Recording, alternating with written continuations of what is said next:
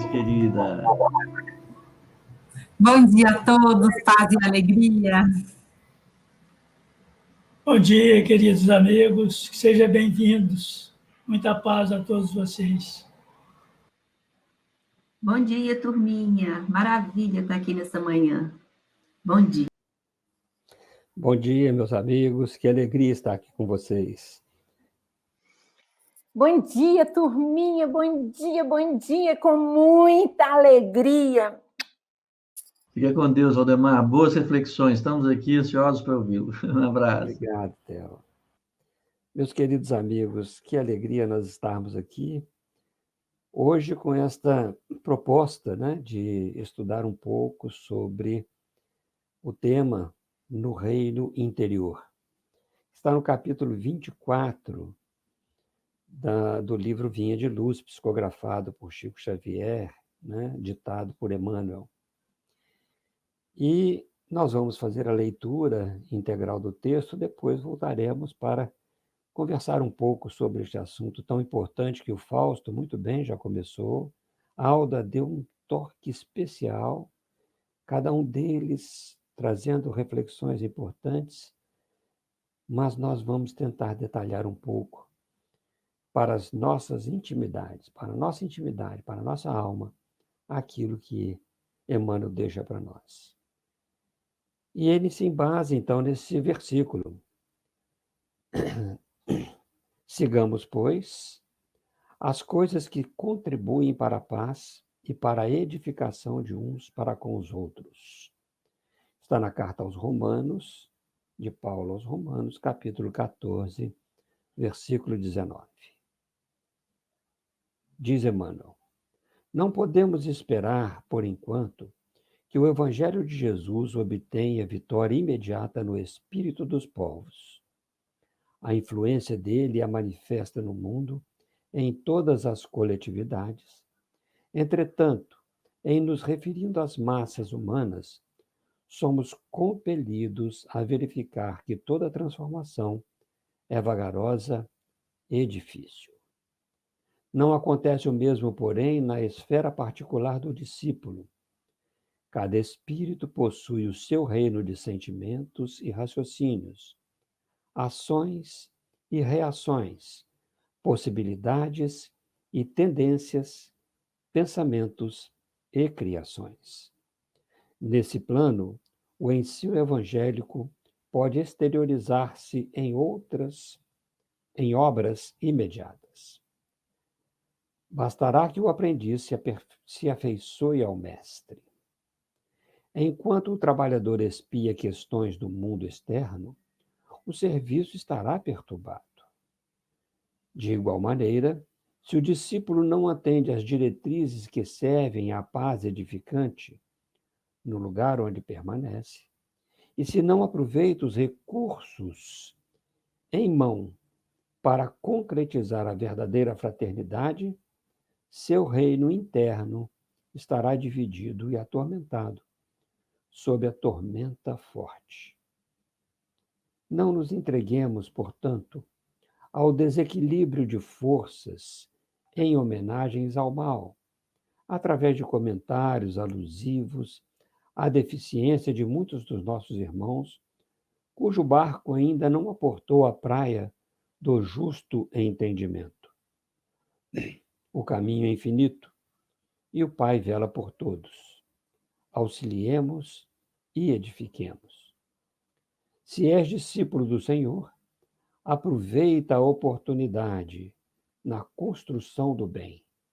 Semeando paz, colherás harmonia, santificando as horas com o Cristo.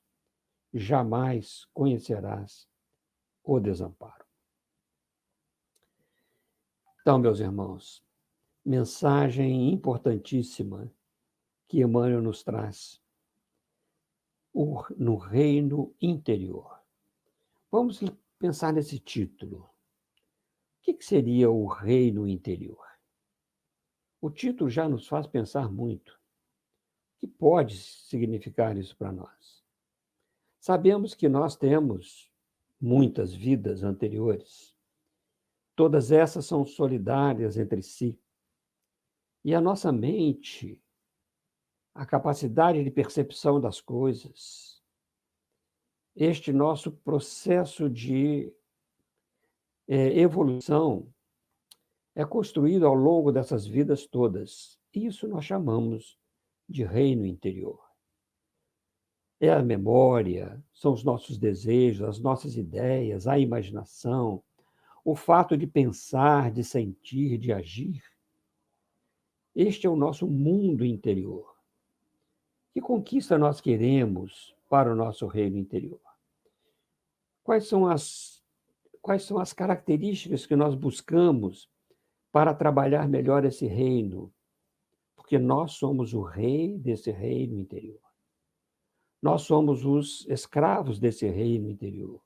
Nós somos os donos desse reino interior. Nós fazemos parte de tudo. Cada um de nós tem este séquito, né, de trabalho, este mundo mental, em que Emmanuel vai nos dizer que a mente é o espelho da vida, porque reflete tudo o que cultivamos.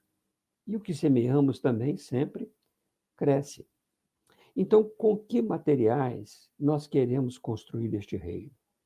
Em que direção nós buscamos as conquistas? Para a guerra ou para a paz? Para a edificação ou para a destruição? Para o bem ou para o mal? Considerando que a não realização do bem já é o mal. O que nós queremos para o nosso mundo interior? Nós fomos criados com um impulso divino para que nós alcançássemos a perfeição. Na realidade, é todo um trabalho especial de cada um. Então, esta construção desta perfeição é que vai nos trazer realmente a felicidade. E a felicidade não é um momento final. Ela vem sendo construída conforme aquele que vai caminhando e vai achando algumas pepitas de ouro pelo caminho. A cada um momento de felicidade, de alegria, de paz, aquele momento de, às vezes, até um pouco de euforia. Mas quando ele caminha e caminha, este indivíduo vai colocando na sua bolsa uma série de pepitas. E depois, quando chega ao final, ele está repleto do ouro da felicidade. A felicidade, então, não é um troféu, é uma conquista. Este reino interior é uma conquista. Por isso que Jesus vai nos dizer que o reino dos céus está dentro de nós. E é este que nós devemos realmente buscar. E Emmanuel, então, escolhe um versículo muito interessante para a gente trabalhar. Não é?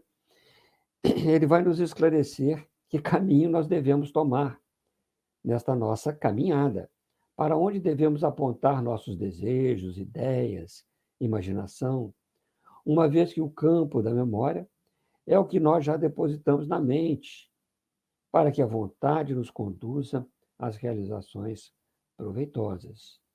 Então, Paulo nos diz o seguinte, na sua carta aos Romanos: sigamos, pois, as coisas que contribuem para a paz e para a edificação dos outros. Sigamos, pois, as coisas que contribuem para a paz e para a edificação de uns para com os outros. Será porque Paulo colocou isso daí? A comunidade, né, a igreja romana, aquela pequena comunidade cristã nascente, caminhava sempre assim para discussões estéreis, para assuntos que não edificavam, julgando o comportamento dos outros, cada um julgando o comportamento dos outros, sem verificar a realidade do seu mundo interior. Ele diz: aceitem o que é fraco na fé, sem discutir os assuntos controvertidos. Ele vai ensinando. Um crê que pode comer tudo, já o outro, cuja fé é fraca, come apenas alimentos vegetais. E havia essa discussão entre eles: pode isso, não pode isso, você deve fazer isso ou deve fazer aquilo. Então, Paulo vai ensinando esses companheiros que as pequenas coisas podem causar grandes problemas. Ele diz ainda: aquele que come de tudo não deve desprezar aquele que não come de tudo. E não deve condenar aquele que come, pois que Deus o aceitou. Então, isso não importa muito dessas coisas que são coisas da própria vida, são coisas comuns. Quem é o indivíduo? Quem é um para julgar o outro, o servo alheio? Então, Paulo vai colocando estas coisas para fazer as pessoas refletirem naquela comunidade, porque vieram de uma situação diferenciada. Eles eram romanos. Eles vieram de uma situação da gentilidade, onde tinha uma série de adorações diferentes, ou não tinham. Então, aquela igreja nascente, aquela comunidade nascente, precisava realmente de instruções positivas. Então, a primeira instrução que ele traz é exatamente esta, para que possamos, na realidade, trabalhar os nossos próprios julgamentos ao invés de julgar o irmão. Então, ele pergunta: por que julga o seu irmão? Por que despreza o seu irmão? Pois todos compareceremos diante do tribunal de Deus. E já nos foi falado aí pelos nossos companheiros, Aldo e Fausto, que esse grande tribunal é a nossa própria consciência. O nosso reino interior, ele está supervisionado pela consciência. E ele vai nos direcionar sempre para o melhor. Nós podemos até ser revoltados contra ele, mas vamos sofrer por causa disso. Mas como a nossa intenção é construir a felicidade, né, nós vamos verificando como é que essas coisas vão acontecendo conosco. Por isso, Emmanuel continua para nós, para nos esclarecer. Ele diz assim: não podemos esperar, por enquanto, que o Evangelho de Jesus obtenha vitória imediata no espírito dos povos. A influência dele é manifesta ao mundo, em todas as coletividades. Entretanto, nos referindo às massas humanas, somos compelidos a verificar que toda transformação é vagarosa e difícil. É interessante nós observarmos a coerência de Emmanuel no Evangelho e a coerência do Evangelho com a doutrina espírita. Kardec vai dizer para nós, Kardec e os espíritos vão dizer para nós, lá no Livro dos Médiuns, no item 350, que se o espiritismo, vamos lembrar, o espiritismo, o cristianismo revivescente, a proposta de esclarecer os ensinos de Jesus com toda a sua clareza. Então ele diz: se o espiritismo, conforme foi anunciado, tem que determinar a transformação da humanidade, claro é que este efeito ele só poderá produzir melhorando as massas, o que se verificará gradualmente, pouco a pouco, em consequência do aperfeiçoamento dos indivíduos. O Espiritismo, então, sendo este consolador prometido, a revivescência do cristianismo na sua pureza, ensina de modo claro a moral de Jesus para nós continuarmos nessa busca nossa, nesse encontro com a felicidade diariamente e transformando a nossa moral, conformando a nossa moral com a moral de Jesus, transformando-nos para melhor. Por isso, Emmanuel continua falando para nós. Não acontece o mesmo, porém, na esfera particular do discípulo. Cada espírito possui o seu reino de sentimentos e raciocínios, ações e reações, possibilidades e tendências, pensamentos e criações. Nesse plano, O ensino evangélico pode exteriorizar-se em obras imediatas. Bastará que o aprendiz se afeiçoe ao mestre. É o nosso mundo interior, né, meus amigos? É o nosso mundo interior. Se a massa, a população, de uma forma geral, aqui da Terra, ainda não consegue este processo, e que é pouco a pouco, nós podemos trabalhar o nosso mundo interior, porque nada impede de nós construirmos o verdadeiro reino dos céus dentro de nós. Nós não dependemos de nada que seja externo. Nós só dependemos de nós mesmos. Por isso, nós temos que acionar a vontade para esta realização interior. Se nós temos alguns vícios ou más inclinações ainda, precisamos de acionar a vontade para terminar com ela. Kardec nos ensina no livro dos Espíritos, na questão 909, que quando ele pergunta, né, se o homem poderia, pelos seus esforços, vencer as suas más inclinações, os Espíritos dizem que sim, e que, por vezes, fazendo esforços bem pequenos. Então, não são esforços grandes. Às vezes, é necessário este esforço grande, porque nós trazemos de outrora este reino conturbado. E para reorganizar o reino interno, muitas vezes precisamos de muitos esforços.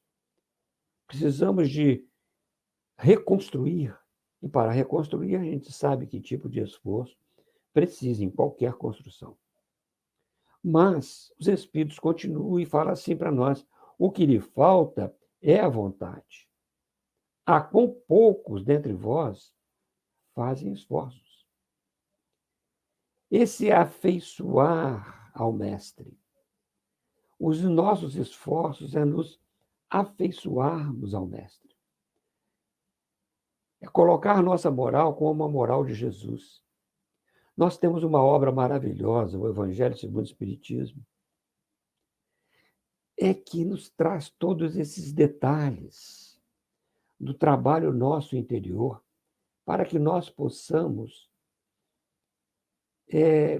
buscar construir isto com segurança. E é indestrutível. É indestrutível aquilo que nós construímos na alma. Aldinha lembrou muito bem, o espírito não retrograda, ele vai sempre para frente. Nós podemos estacionar na preguiça, nessa situação de olharmos apenas as coisas externas, mas nós precisamos, na realidade, nós temos todas as ferramentas para o trabalho interno. E o Evangelho segundo o Espiritismo é este grande direcionador das almas. Ele vem nos posicionar exatamente em cada momento. Diz lá no primeiro capítulo: o meu reino não é...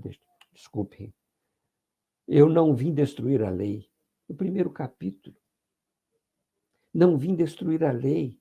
Ou seja, a lei de quem? De Deus. A lei do amor. É uma lei que nós precisamos nos encaixar nela todo o tempo. Daí nós podemos tirar vários ensinamentos de Jesus. Não julgueis para que não sejais julgados, porque isso não representa a lei de amor. O julgamento, a condenação não é a lei de amor.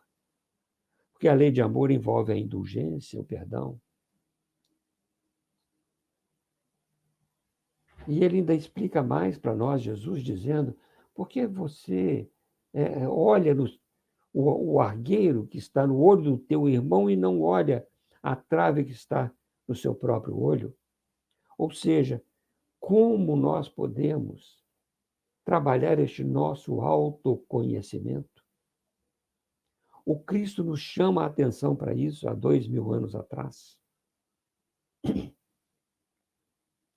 Este autoconhecimento, que significa, na realidade, a autoanálise, a autocrítica, a autocorreção, Não é apenas um momento de meditação, mas é o trabalho em si, trabalho interno, para que nós possamos melhorar. E quanta coisa, né, meus amigos?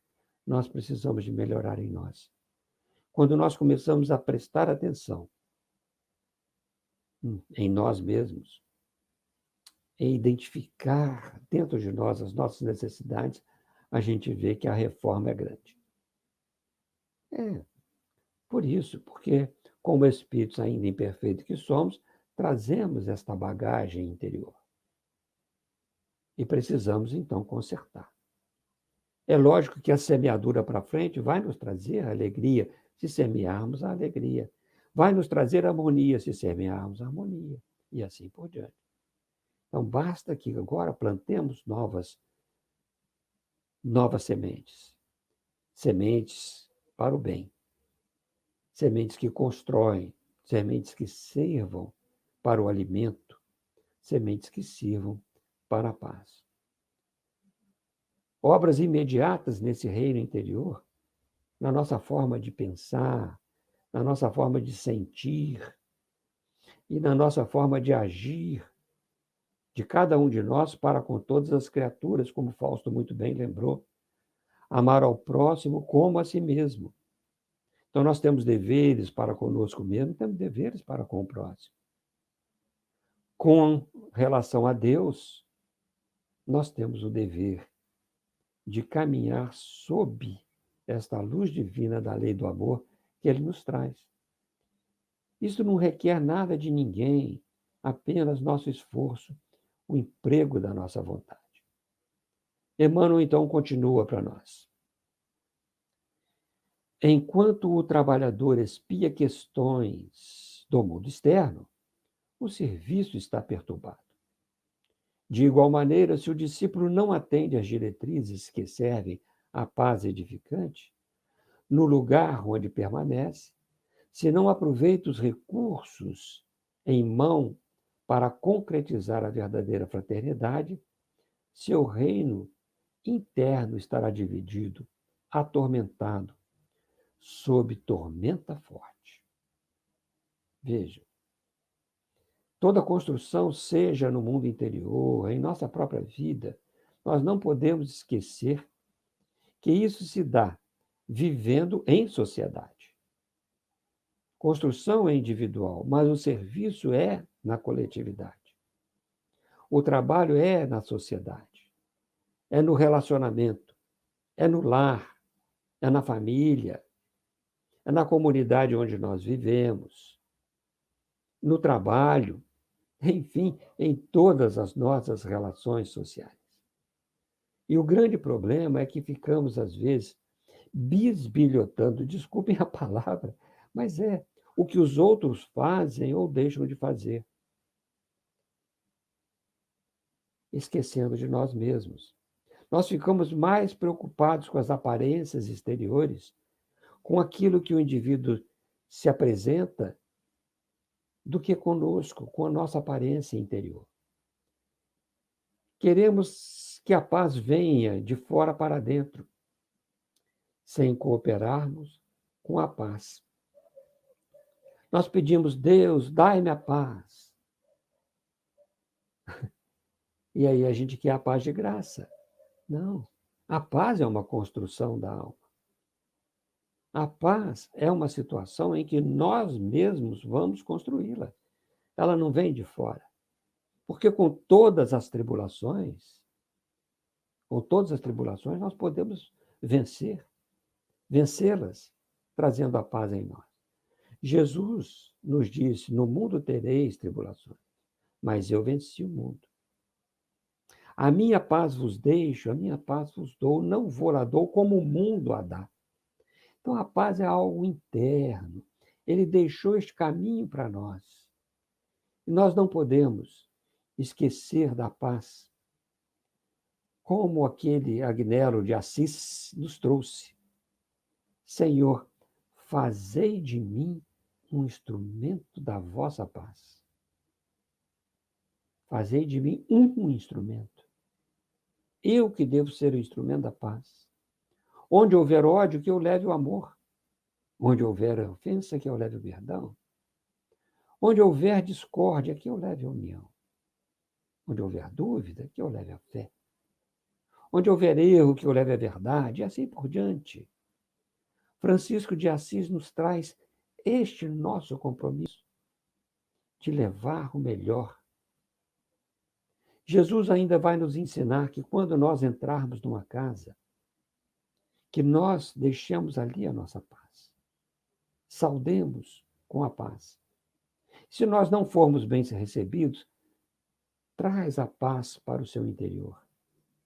Deixa a casa na mesma paz que entrou. Então, nestes processos de relacionamento, o dono da paz somos nós. Não são os outros que nos vão dar a paz. Essas reflexões são importantes, meus amigos, porque às vezes nós queremos assim paz e tranquilidade, é como se ninguém perturbasse a gente. E não é aí. É nas perturbações que nós vamos demonstrar esta construção. E não é muito fácil, por isso que precisa, às vezes, de grandes esforços. Mas Emmanuel continua, e vamos lá, vamos aprendendo com ele. Não nos entreguemos, portanto, ao desequilíbrio de forças em homenagens ao mal, através de comentários alusivos à deficiência de muitos de nossos irmãos, cujo barco ainda não aportou à praia do justo entendimento. O caminho é infinito e o Pai vela por todos. Auxiliemos e edifiquemos. Então, meus amigos, aqui é a recomendação de Emmanuel, né? O mal não merece comentários, o mal não merece homenagens.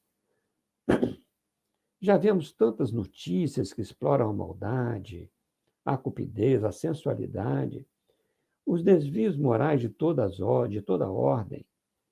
Vemos isso também nas redes sociais, né?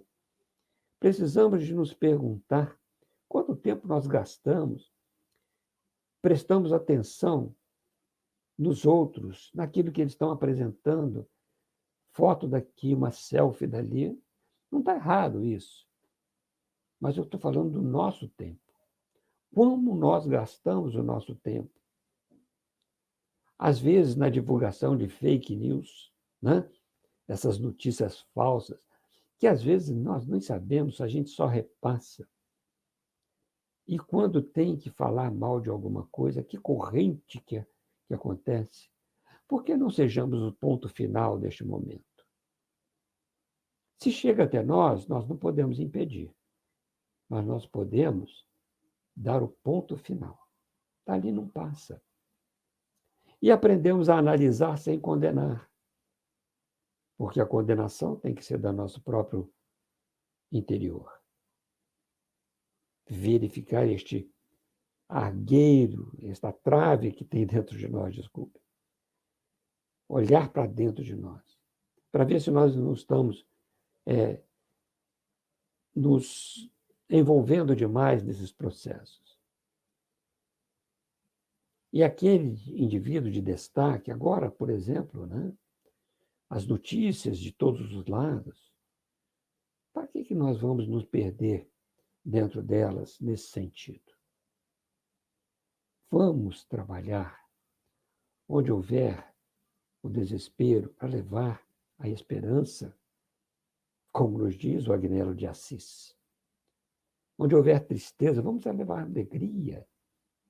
Uma alegria saudável, plena. Então, Paulo nos alerta nessa carta aos Romanos. Ele diz que aquele que faz caso do dia, para o Senhor o faz. Nesta mesma carta que nós estamos olhando, neste mesmo capítulo. Seja quem for na atualidade, é um espírito imortal, é filho de Deus, como nós. Abraçado neste mundo pelo mesmo Cristo. Não importa se ele é ateu, se ele é materialista, se ele é muçulmano, se ele é de uma igreja, se ele é de outra igreja, se ele é espírita. Ele é gente, ele é um espírito imortal. E todos caminharemos em direção ao amor, porque nós somos atraídos pelo amor divino. Este ímã que nos atrai para o nosso crescimento espiritual. Não podemos nos esquecer que nesta atração, todas as vezes que nós estacionamos ou que nós desviamos, acontece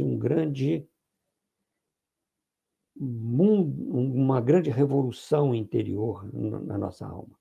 E aí nós sofremos. A resignação é um momento, por exemplo, em que nós nos alinhamos a essa lei de amor. Então, se nós estamos sofrendo dores, a perda de um ente querido, a resignação é a confiança em Deus. Confiemos. É este o recado que tem que ser dado para nós. Que está sendo dado constantemente pelos bons espíritos e que a Aldinha é esta nossa mensageira que traz. Confiemos. Porque tudo aqui é passageiro, o mundo interno é que nós vamos levar para o mundo espiritual. Então nós precisamos abraçar uns aos outros. Compete nos auxiliar, edificar, para termos um mundo melhor.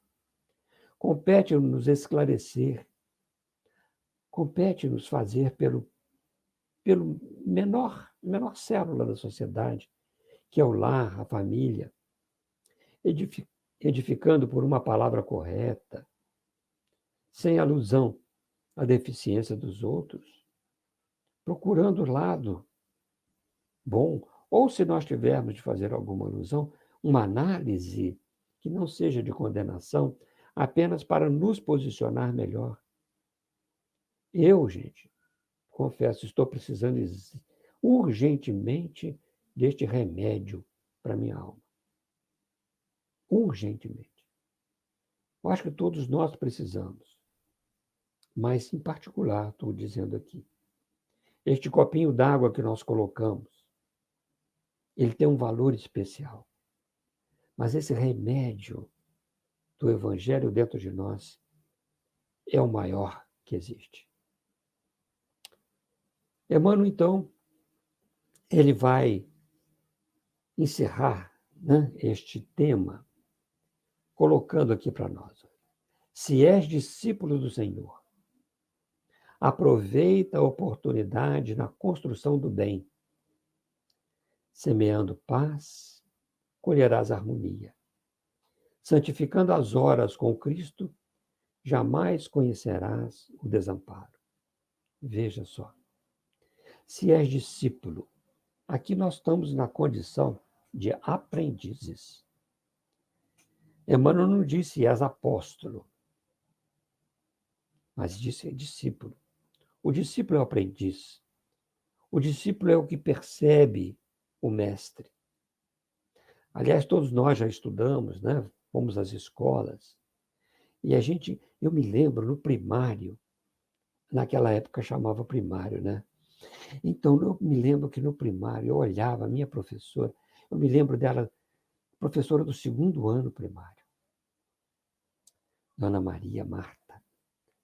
Eu olhava para ela e ficava assim admirado de tanta coisa que ela sabia e eu não. Eu estava aprendendo. Eu era o discípulo que ainda fazia caderno de caligrafia. É isso. Com relação a Jesus, nós somos os discípulos. Olhar para ele e admirar. Mas não é admiração apenas externa. Kardec vai nos dizer que Jesus é o tipo mais perfeito que Deus enviou à Terra para nos servir de guia e modelo. Tipo mais perfeito. E quando nós dizemos que é guia e modelo, porque guia é para ser seguido. Para nós seguirmos, nós temos que conhecer a trilha dele. E a trilha dele está exarada no Evangelho. Ele não deixou nada escrito, nenhum roteiro, mas ele deixou a sua vivência, o seu comportamento. e nós olharmos este momento, este comportamento, para admirar não só o que ele fazia, mas para que a gente possa conformar com o dele o nosso. Esse é o verdadeiro discípulo, o aprendiz, que aproveita a oportunidade na construção do bem. Qual oportunidade? Agora, daqui a 10 minutos, daqui a 5 minutos, daqui a 5 dias, daqui a 10 dias. Não importa quanto tempo. Importa o aproveitamento do tempo. Como Paulo disse, aquele que faz caso do dia, para o Senhor o faz. O dia é essa claridade dos ensinos que nós aprendemos. Aproveitar as oportunidades da vida, no relacionamento com a família, no relacionamento com os nossos amigos. Mas hoje estamos aí ainda nesse processo de pandemia, mas olha que coisa boa. Estamos aqui atingindo várias pessoas que estão longe umas das outras. Por exemplo, eu estou hoje em Joinville. Estou dentro da casa de vocês. Assim como vocês estão dentro da nossa casa. Então, isto é uma aproximação enorme pela internet. Por que não aproveitar também pelo pensamento? Oportunidade de construção do bem pelo pensamento. Por pensar bem, por buscar, por exemplo, os momentos de reflexão, de prece, já que nós somos aprendizes do Cristo.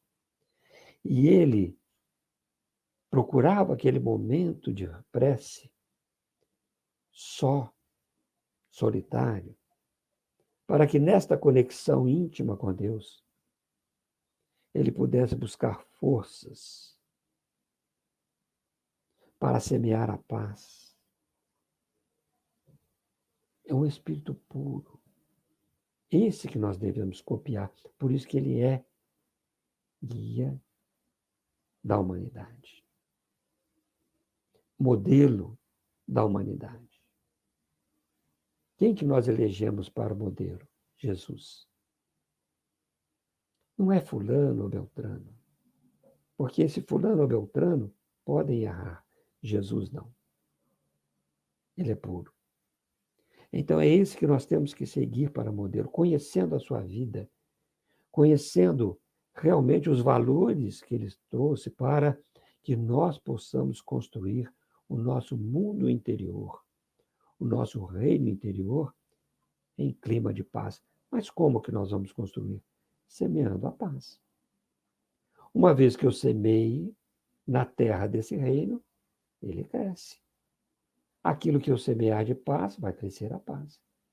Porque o esforço de semear, de arar a terra, de buscar, na realidade, cuidar dessa planta que nasce em nós, é nosso mesmo. Os vassalos desse reino somos nós. Os trabalhadores do reino somos nós. Os guardiões desse reino somos nós. A alma em si traz isso tudo.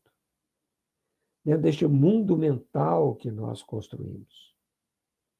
Dentro de uma consciência que cada vez mais vai se ampliando à medida que nós vamos conhecendo a lei de amor. Por isso que semear a paz traz harmonia. Olha que coisa boa. Né?